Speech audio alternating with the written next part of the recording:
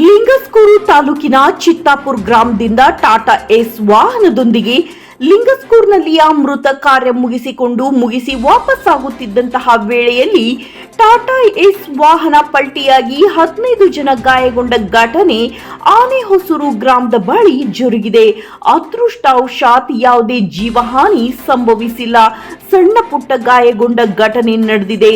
ಮಂಗಳವಾರ 2 ಗಂಟೆಗೆ ಚಿತ್ತಾಪುರದಿಂದ ಲಿಂಗಸ್ಕೂರ್ಗೆ ಅಂತ್ಯಕ್ರಿಯೆಗಾಗಿ ಬಂದಿದ್ದವರು ಮುಗಿಸಿಕೊಂಡು ಹಿಂತಿರುಗುವಂತಹ ವೇಳೆ ಚಾಲಕನ ನಿಯಂತ್ರಣ ತಪ್ಪಿ ವಾಹನ ಉರುಳಿದೆ ಎನ್ನಲಾಗಿದೆ.